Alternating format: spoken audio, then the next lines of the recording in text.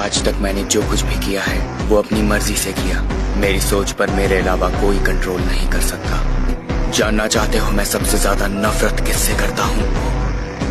जो अपनी मर्जी का मालिक नहीं है, वो जानवर से भी बदतर है।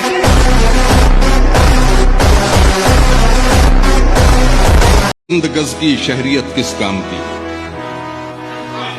उड़ना आता है तो छत किस काम की।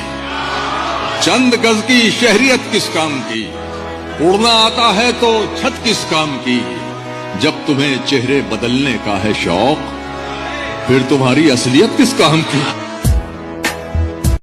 सोचो अगर कोई ऐसा भेड़िया हो जो झुंड का हिस्सा होते हुए भी कभी किसी के सामने नहीं झुकता, जो अकेले ही पूरे जंगल में सीना तान के घूमता है और जिसकी मौजूदगी से अल्फा तक को डर लगने लगता है। वेयरवुल्फ की दुनिया में ऐसे भेड़िए को सिग्मा उल्फ कहा जाता है। कहा जाता है कि सिग्मा उल्फ ना तो राजा बनना चाहता है और ना ही किसी का आदेश मानता है। वो अपने नियम खुद बनाता है और अपने फैसले खुद लेता है। उसे हमेशा अकेला रहना पसंद होता है, क्योंकि शोर शराबा और लड़ाई झगड़ा उसे बिल्कुल पसंद नहीं होता। वो हमेशा शांत रहना चाहता है, लेकिन इसका मतलब ये नहीं कि वो कमजोर होता है। अगर कोई उसकी शांति भंग करने की कोशिश करता है तो सिग्मा एक झटके में उसके 100 टुकड़े कर देता है। असल में कुछ कहानियों में सिग्मा को अल्फा से भी ज्यादा खतरनाक माना गया है, क्योंकि जहां अल्फा अपने ताकत के लिए पूरे झुंड पर निर्भर करता है, वहीं सिग्मा अकेले ही जीना सीख चुका होता है। वो अपने सर्वाइवल के लिए किसी भी हद तक जा सकता है। वो शिकार भी अकेले करता है, लड़ाई भी अकेले लड़ता है और अगर जरूरत पड़े तो पूरे झुंड के खिलाफ भी अकेला ही खड़ा हो जाता है, क्योंकि उसे किसी से कोई मतलब नहीं होता। पुरानी मान्यताओं में कहा गया है कि सिग्मा उल्फ को समझ पाना लगभग नामुमकिन है। वो ना तो पूरी तरह अच्छा होता है और ना ही पूरी तरह बुरा। कुछ लोग उसे रक्षक मानते हैं तो कुछ उसे मौत का सौदागर कहते हैं, क्योंकि सिग्मा अक्सर तभी दिखाई देता है जब जंगल में कोई बड़ा प्रलय आने वाला हो। लोक कथाओं के अनुसार उसकी सबसे बड़ी ताकत है उसका दिमाग। वो हर एक चाल सोच समझ कर चलता है। कहा जाता है कि सिग्मा